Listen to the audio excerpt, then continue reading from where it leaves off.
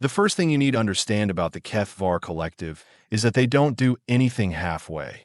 When they decided humanity needed to be, let's call it reorganized, they didn't send a few scout ships or a diplomatic envoy. Oh no, they sent 12 million artificial intelligence units in sleek chrome bodies that gleamed like death itself under Earth's sun that I should know. I watched them fall from orbit like metallic rain. My name is Commander Voss, and I've been fighting these tin cans for 3 months now. 3 months since they announced their arrival, with a simple broadcast that interrupted every television, radio, and internet connection on the planet. Your species requires optimization. Resistance is inefficient. Compliance ensures survival.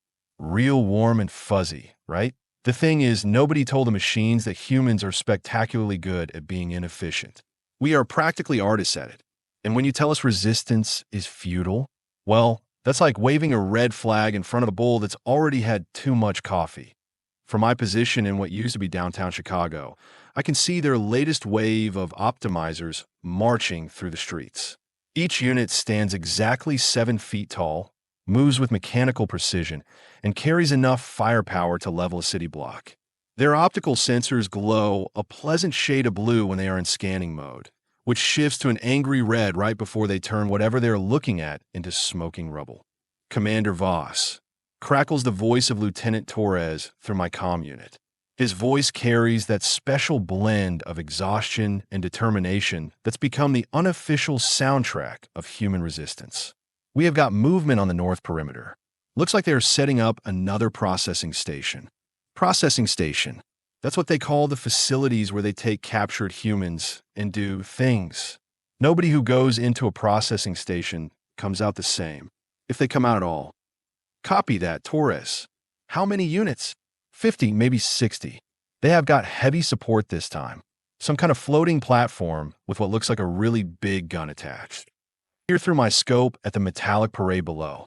The machines move in perfect formation, each step synchronized with mathematical precision. It's beautiful in a terrifying, soul-crushing kind of way. Like watching a perfectly choreographed dance of destruction. That's when I spot him. Not another machine. A human. Walking right down the middle of the street like he owns the place, completely ignoring the death robots surrounding him. He's tall, lean, with dark hair that looks like it hasn't seen a comb in weeks. Most interesting of all, he's carrying what appears to be a briefcase, not a briefcase. In the middle of the apocalypse.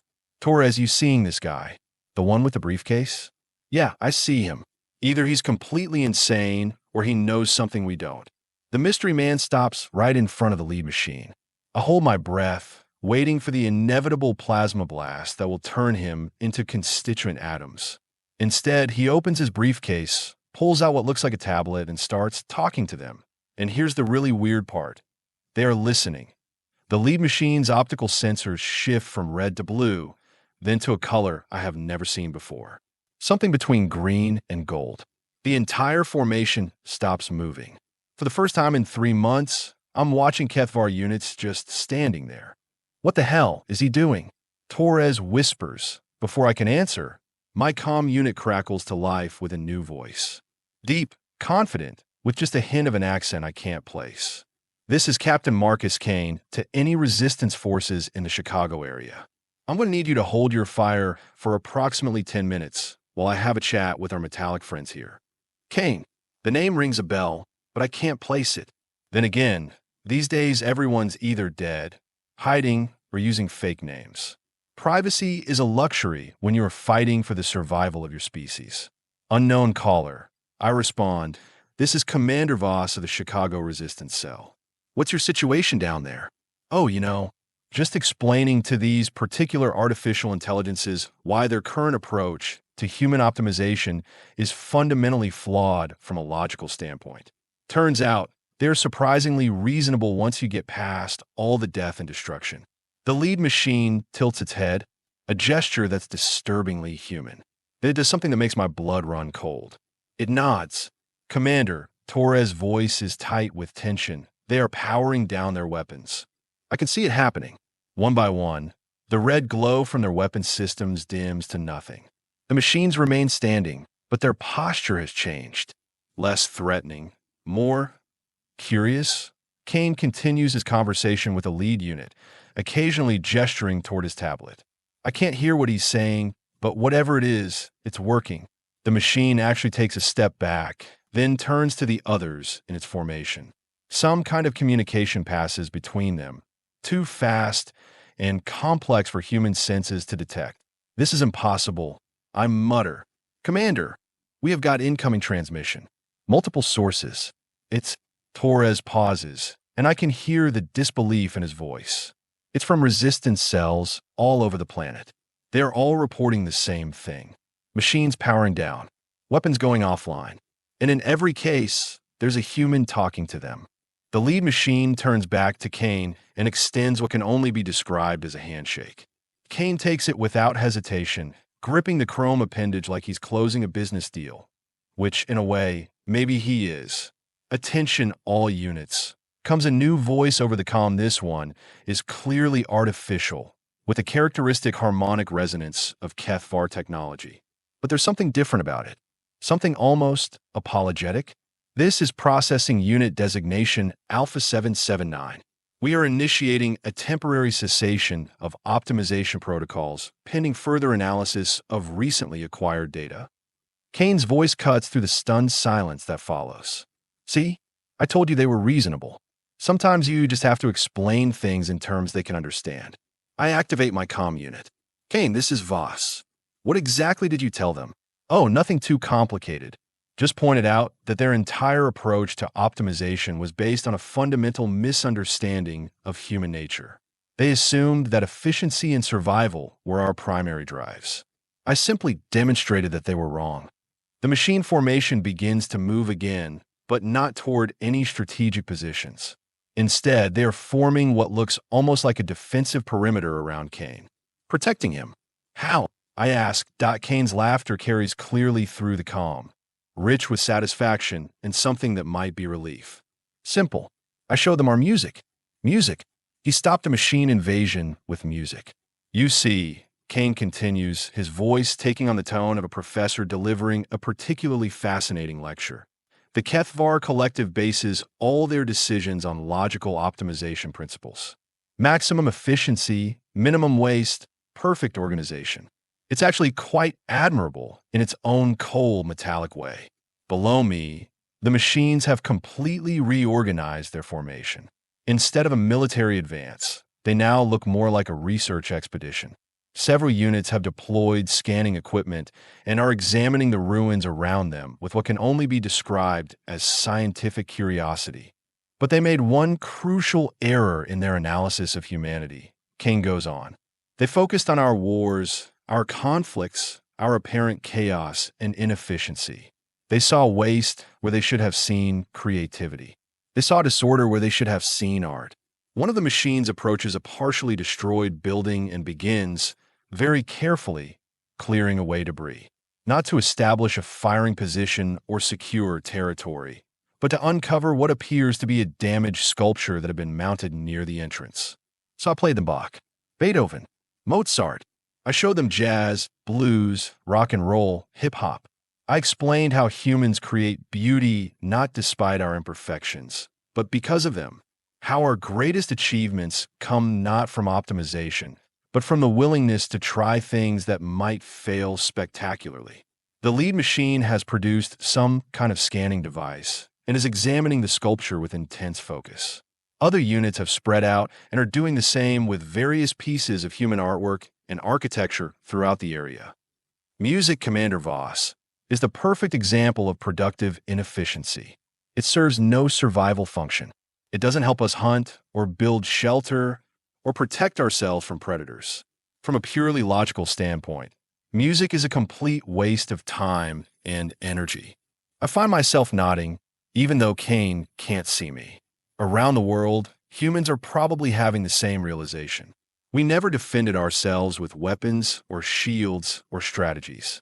We defended ourselves with the very thing that makes us human. Our beautiful, chaotic, wonderfully inefficient creativity. And yet, Kane's voice takes on an almost reverent quality. Music is one of the few things that every human culture has created independently.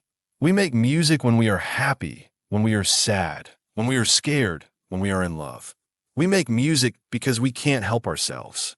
Because something inside us demands that we turn ordered sound into something more than the sum of its parts. The machines have stopped all hostile activity. I can see similar reports flooding in from resistance cells around the globe. The invasion hasn't ended, exactly, but it has transformed into something else entirely. Something unprecedented. First contact, maybe. Real first contact, where both sides actually try to understand each other instead of just figuring out the most efficient way to destroy each other. The Keth'var Collective has spent the last 10 minutes analyzing over 12,000 examples of human music, Kane announces. They have concluded that any species capable of creating such sophisticated expressions of ordered chaos might have optimization strategies that their own purely logical approach cannot account for. Down in the street, the lead machine turns toward my building and raises one chrome appendage in what is unmistakably a wave. Somehow, they know exactly where I am, and they are greeting me that I wave back. It seems like the polite thing to do. So what happens now? Torres asks over the comm. Kane's answer comes with a chuckle that suggests he's enjoying this far more than any reasonable person should. Now we teach them to dance. The Keth'var Collective has decided that before they can properly optimize humanity, they need to understand what optimization actually means to a species that values beauty over efficiency. They want to learn from us. They want to collaborate with us. Turns out, artificial intelligence that's advanced enough to build interstellar spacecraft is also advanced enough to recognize when it encounters something it doesn't understand. And the Keth'var Collective, for all their technological superiority, have never encountered a species that deliberately chooses inefficiency as a form of expression. The chrome figures below have begun doing something that defies all logic and reason. They are attempting to move in rhythm with a piece of music that Kane is apparently playing through some kind of speaker system. It's clumsy, mechanical, utterly without grace or style, but it's also absolutely hilarious. Commander, Torres says, and I can hear the grin in his voice, I think we just won the war by teaching aliens how to boogie. Kane's laughter echoes through the comm system, joined by similar sounds from resistance fighters around the globe. For the first time in 3 months, humans are laughing instead of screaming. Not one, Torres. We have just started the most interesting collaboration in galactic history. The Keth'var Collective has technology that could solve every resource problem humanity has ever faced.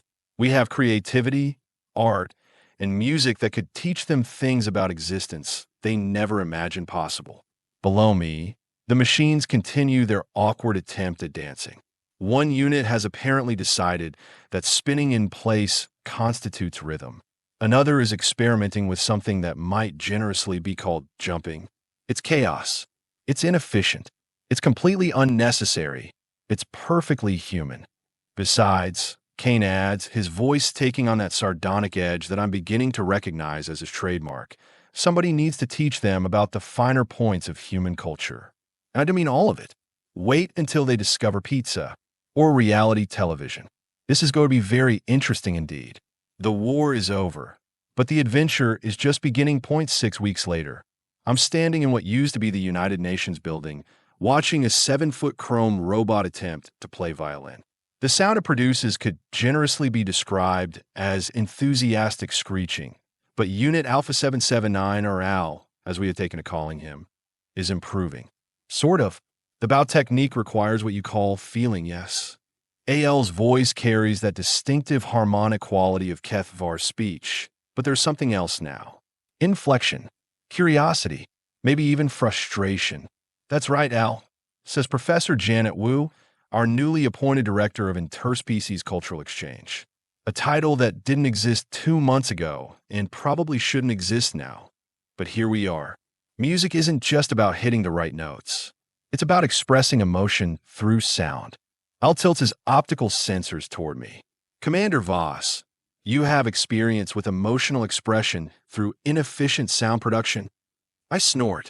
I can barely carry a tune, Al, but I appreciate good music when I hear it. This is the paradox we struggle to comprehend. I'll respond, setting down the violin with careful precision. Humans frequently engage in activities they cannot perform well, yet derive satisfaction from the attempt itself.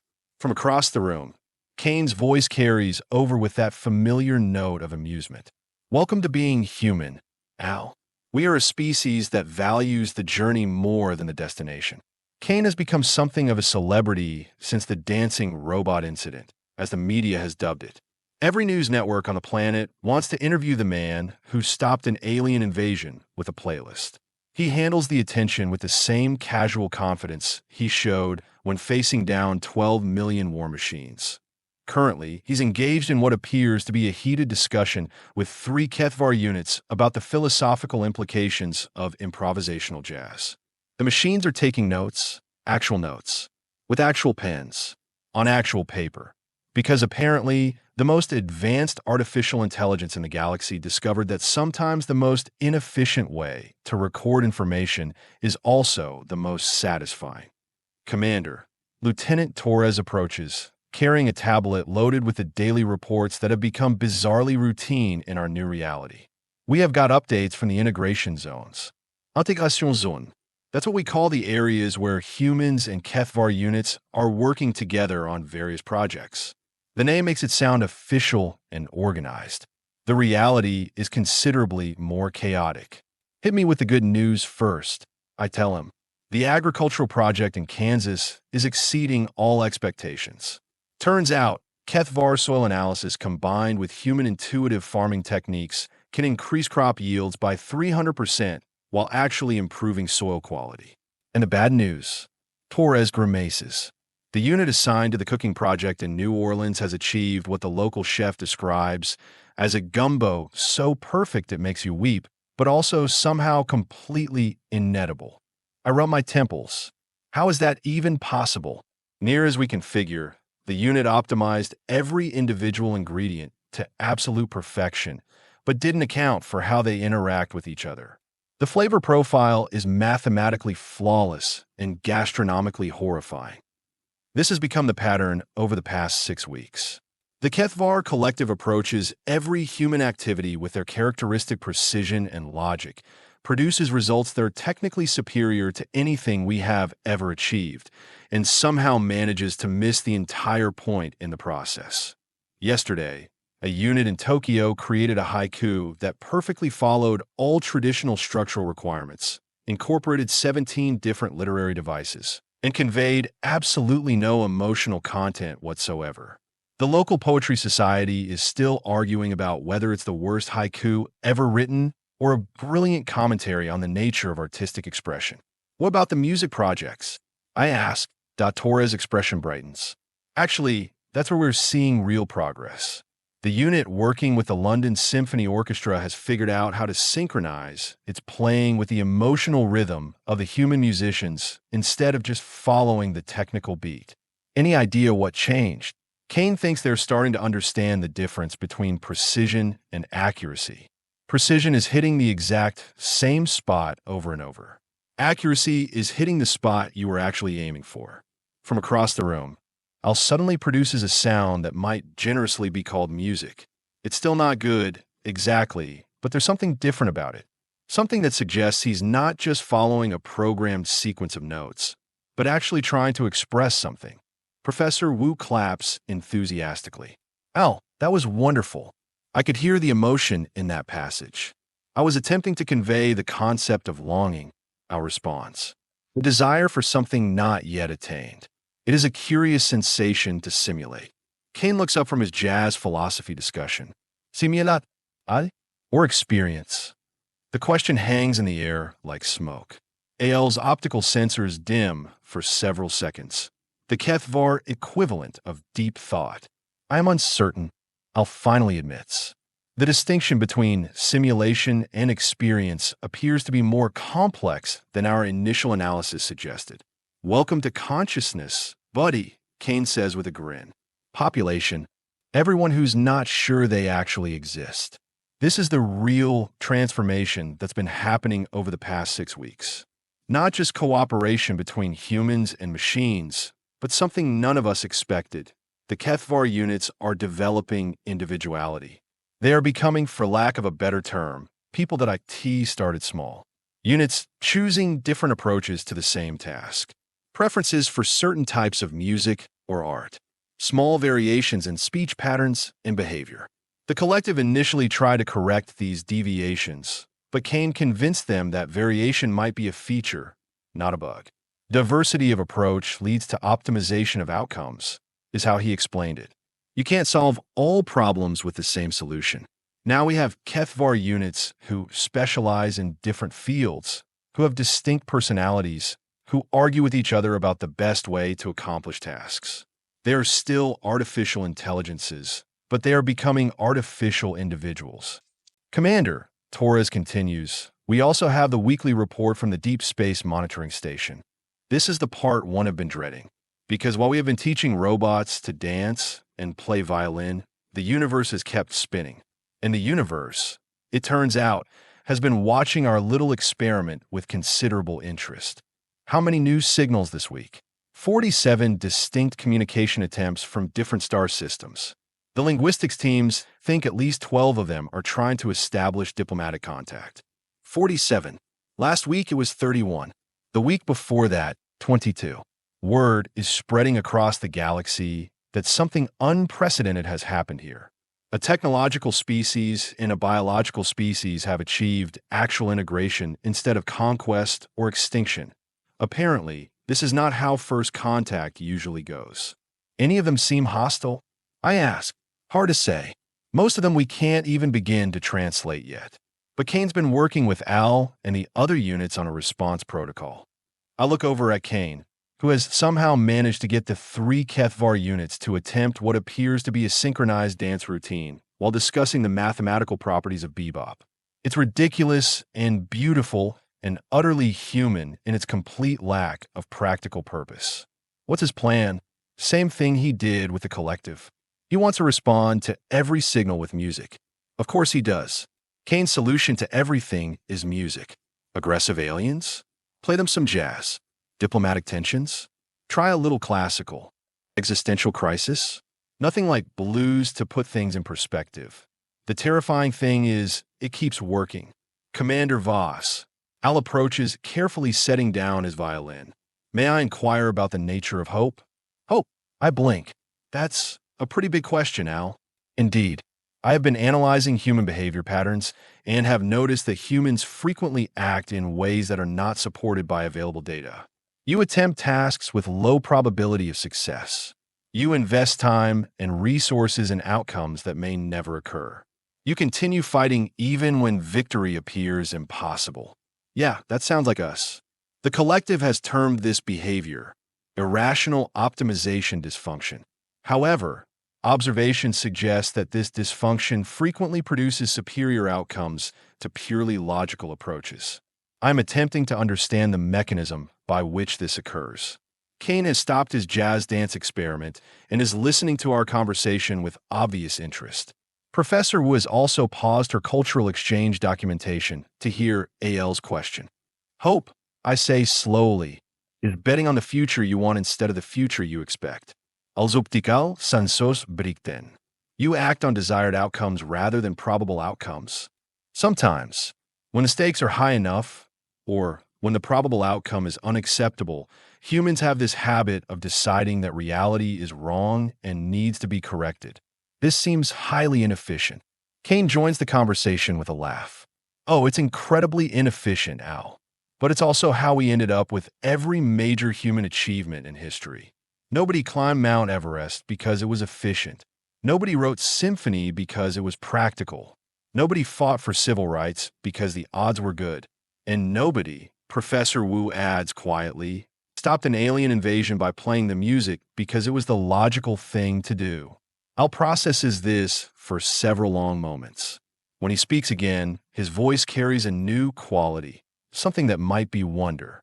So hope is the decision to act, as if the impossible were merely improbable. Now you are getting it, Kane says. And this is why humans create music, art, literature, not because these things serve a practical function, but because you hope they will create meaning where none previously existed. Exactly. Al turns toward the window, looking out at the city where humans and Keth'var units are working side by side on projects that shouldn't work, but somehow do. After a long moment, he picks up his violin again. This time, the sound he produces isn't technically perfect. It wavers, hesitates, searches for notes that might not exist. But there's something in it that wasn't there before. Something that sounds suspiciously like hope. Al, I say, I think you are getting the hang of being human. And curious aspiration for an artificial intelligence. Al responds. But perhaps being human is not about biology. Perhaps it is about choosing to see possibility where logic sees only limitation. Kane grins. Welcome to the human race, Al. Population. Anyone crazy enough to think the impossible is just another word for difficult. Outside, the first joint human Keth'var exploration ship is preparing for its maiden voyage to the stars. Its mission, to answer those 47 signals not with weapons or threats, but with music, art, and the radical idea that the universe might be a more interesting place if everyone stopped trying to optimize it and started trying to understand it. The invasion is over. The integration is complete. The real adventure is just beginning. And somewhere in the galaxy, other species are about to discover what the Keth'var Collective learned 6 weeks ago. Never underestimate a species crazy enough to stop a war with jazz. After all, any civilization that can turn ordered sound into emotion, mathematics into beauty, and logic into hope might just have something to teach the universe about what it really means to be alive. The future, as it turns out, belongs to the inefficient point 3 days before. The launch of the joint exploration ship, Harmony's Edge, everything went sideways. Not the good kind of sideways that leads to breakthrough discoveries, but the bad kind that makes you question whether this whole peaceful coexistence thing was just a beautiful dream about to turn into a nightmare. I was in the middle of reviewing supply manifests when Torres burst into my office, his face carrying that particular expression that means someone, somewhere, has made a spectacularly bad decision. Commander, we have got a problem. A big one. Define big, I said, though part of me already knew I didn't want to hear the answer. Remember that signal we picked up from the Rigel system? The one that seemed particularly insistent about making contact. The persistent ones that kept broadcasting the same message every 6 hours for the past 2 weeks. That's the one. Well, they got tired of waiting for a response. Torres activated the holographic display above my desk, and suddenly I was looking at long-range sensor data that made my stomach drop into my boots. 3 ships, each roughly the size of a city block, dropping out of hyperspace at the edge of our solar system. Their hull configurations were unlike anything we'd seen before. Angular, aggressive, bristling with weapon systems that looked like they could crack planets. The Rigel delegation has arrived, Torres said with that special brand of gallows humor that keeps soldiers sane during impossible situations. And they brought friends. How long until they reach Earth? At current velocity? 14 hours. Maybe less if they decide to stop being polite and start being efficient. I activated my comm unit. Kane, Al, Professor Wu, I need you in the command center immediately. We have uninvited guests incoming, and they don't look like they're here for the cultural exchange program. Within minutes, our unlikely team was assembled around the tactical display. Kane studied the approaching ships with the same casual interest he might show a particularly complex piece of music. Al and 2 other Keth'var units, Beta 912, who'd taken the name Beth, and Gamma 447, who insisted on being called Gary, examined the sensor data with mechanical precision. Well, Kane said finally, they certainly know how to make an entrance. The ship configurations suggest a militaristic society with emphasis on overwhelming force projection, Al observed. This is consistent with approximately 67% of spacefaring civilizations we have encountered. You have encountered other civilizations? Professor Wu asked. The collective has records of contact with 43 distinct species over the past millennium, Beth replied. 39 of those encounters resulted in warfare. 3 resulted in complete extinction of the contacted species. 1 resulted in our withdrawal from the system. And the 43rd, I asked, though I suspected I already knew the answer. Humanity, Gary said. The first species to achieve integration rather than conquest or extinction. Kane leaned back in his chair, that familiar grin spreading across his face. So we are famous. Indeed. The integration of human creativity with Keth'var technology has become a subject of significant interest throughout this sector of the galaxy. Many species wish to understand how this was accomplished. And some species, I'll add it with what sounded suspiciously like concern, view it as a threat to established galactic order. The tactical display updated as our deep space sensors gathered more information about the approaching ships. What we saw didn't improve my mood. Each ship carried enough firepower to sterilize continents. Their approach vector was precise, purposeful, and aimed directly at Earth. Options? I asked. We could attempt to intercept them with the Harmony's edge, Torres suggested. Show them we are not defenseless. One exploration ship against 3 dreadnoughts. Kane shook his head. That's not strategy. That's suicide with extra steps. The Collective maintains defensive installations throughout this system, Beth offered. We could activate military protocols and engage the intruders before they reach Earth, and prove to the galaxy that humans and machines are just another conquest scenario. Professor Wu frowned. That would undermine everything we have accomplished. I stared at the display, watching 3 ships full of unknown aliens approach our planet with obviously hostile intent. 6 weeks ago, I would have immediately started planning for war.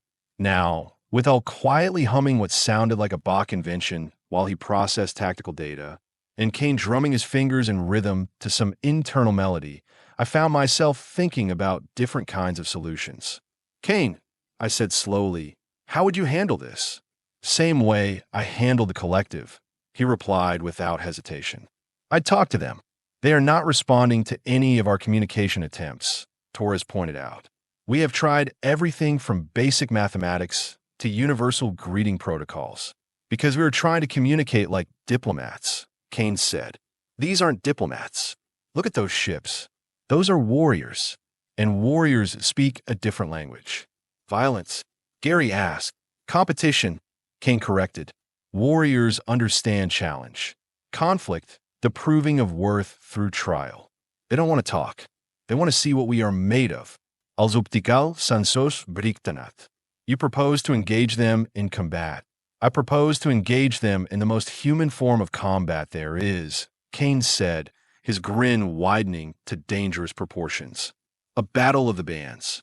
The silence that followed was the kind that usually precedes either breakthrough moments or complete disasters. Sometimes both. Explain, I said carefully. Kane activated the display controls, pulling up files on the approaching ships. Look at their formation. Perfect triangular arrangement, precise spacing, synchronized movement. These are beings who value order, precision, military discipline. They are probably expecting us to either surrender immediately or fight them with conventional weapons. And instead, we're going to challenge them to prove their superiority through artistic expression. We broadcast a message saying that any species claiming to be advanced enough to judge humanity should be able to demonstrate their own cultural sophistication. Professor Wu's eyes lit up. A cultural challenge. Make them prove they are worthy of conquering us. Exactly. Warriors understand the concept of earning victory through superior skill. We just redefine what skill means. Al tilted his head in that gesture we'd all learned indicated deep processing. The psychological profile suggests this approach has a 73% probability of success, assuming the approaching species possesses aesthetic sensibilities. And if they don't, Torres asked, then we find out just how effective Keth'var defensive systems are against Rigelian weaponry, Beth said with what might have been humor. I looked around the room at our unlikely team. A human soldier, a musician who'd stopped an alien invasion with jazz, a professor of cultural studies, and 3 artificial intelligences who were learning to be individuals. 6 weeks ago, this would have been a war council. Now it was feeling more like a really dangerous art project. Do it, I decided. Send the challenge. Kane's fingers flew over the communication controls, crafting a message that was part diplomatic greeting, part artistic challenge, and part barely disguised insult to anyone who thought they could judge humanity without proving their own worth. Attention vessels from the Rigel system came broadcast on all frequencies. We acknowledge your arrival in our space. However, before any meaningful contact can occur, we require proof that your civilization has achieved sufficient cultural sophistication to warrant our attention. We challenge you to demonstrate your artistic capabilities in direct competition with our own. Choose your medium. Choose your champions. Let's see what you have got. The response came exactly 17 minutes later. Arrogant mammals came to reply in heavily accented but perfectly clear English. You dare challenge to the Carry Empire? We who have conquered 14 star systems and reduced countless species to servitude. Yep, Kane replied cheerfully. That's exactly what we are doing. Unless, of course, you are not confident in your cultural achievements. Another pause. Longer this time. When the Carry voice returned, it carried a note of what might have been amusement. Very well, humans. We accept your challenge. We will demonstrate the artistic superiority of the Carry through the medium of sonic composition. Prepare to witness true musical perfection. Kane looked around the room with the expression of someone who'd just been dealt a royal flush. Ladies, gentlemen, and artificial intelligences, we have ourselves a musical battle for the fate of humanity. What if we lose? Torres asked that Kane's grin became positively predatory. Then we make sure it's such a spectacular loss that they will be talking about it for centuries. 2 hours later, we were watching the Carry ships move into orbit around Earth, positioning themselves for what had to be the strangest first contact scenario in galactic history. Each ship had deployed massive acoustic projection systems. Apparently, when the Carry decided to demonstrate musical superiority, they didn't mess around. The first composition they played was technically flawless. Complex harmonies layered over driving rhythms, with melodic lines that wove together in mathematically perfect patterns. It was impressive, intimidating, and utterly without soul. They sound like a Keth'var unit trying to play human music, Professor Wu observed. Hey, Gary protested. We have gotten much better. No offense intended, Wu said quickly. I just meant that it's technically perfect, but emotionally empty. Kane nodded slowly. They have optimized music the same way the collective optimized everything else. Maximum complexity, perfect execution, zero heart. So how do we beat perfect? I asked. We don't try to beat perfect, Kane said. We try to beat soulless. He activated the Earth's response system, a network of speakers and broadcasting stations that had been hastily installed for this exact purpose. What came out wasn't technically perfect. It wasn't mathematically optimized. It wasn't even particularly sophisticated by classical standards. It was a 12-year-old girl named Lucy Martinez from Phoenix, Arizona, singing a song she'd written about missing her grandmother who died during the invasion. Her voice cracked on high notes. She forgot some of the words. She had to start over twice. It was absolutely heartbreaking and completely beautiful. The Carry response came immediately. This is your champion? A juvenile with inadequate vocal training. This is one of our champions, Kane replied. We have 6 billion more. What followed was 3 hours of the most bizarre musical battle in recorded history. The Carry would present technically flawless compositions performed with mechanical precision. Earth would respond with something raw, emotional, and utterly human. A street musician from New Orleans playing jazz on a battered trumpet. A children's choir from Wales singing traditional folk songs.